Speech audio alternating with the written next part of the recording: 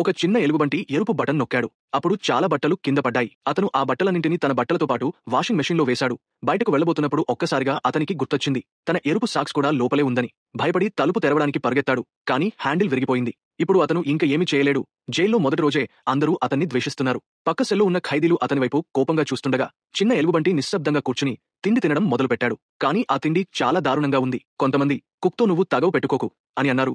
మరికొంతమంది, నువ్వు ఈ తిండి మార్చగలిగితే ఎవరు నిన్ను ఇబ్బంది పెట్టరు అని అన్నారు. అందరినీ సంతోషపరచాలని ప్రయత్నిస్తూ చిన్న ఎలుగుబంటి అంగీకరించి నేరుగా వంటగదికి వెళ్లి కుక్తో కంప్లైంట్ చేస్తుండగా అనుకోకుండా క్యాచప్ కుప్పై మొత్తం చల్లేశాడు. ఇప్పటికే పాడు అయిపోయింది. వెంటనే శుభ్రం చేయాలని ప్రయత్నించాడు. కానీ ఇప్పుడు మస్టర్డ్ కూడా అతని మీద పడిపోయింది. మొత్తం గజిబిజి అయింది. సహాయం కోసం పరిగెత్తాడు. కానీ అందరూ భయంతో దాక్కున్నారు. కుక్ కోపంతో ఎలుగుబంటి కాలర్ పట్టుకుని అరిచాడు. ఈ రాత్రి భోజనం ఎలుగుబంటి మాంసం. చిన్న ఎలుగుబంటి భయంతో వణికిపోయాడు. వెంటనే అతను ఒక బ్రెడ్ ముక్క తీసుకుని దానిపై జామ్ రాసి కుక్ నోటిలో పెట్టాడు. అప్పుడే కుక్ ముఖం మారిపోయింది. అతను ఇంత రుచికరమైనది ఎప్పుడూ తినలేదు. చిరునవ్వుతో అన్నాడు, ఇప్పటినుంచి నువ్వు నా అసిస్టెంట్. ఎవరూ నిన్ను తాకలేరు. ఇద్దరూ నవ్వుకున్నారు.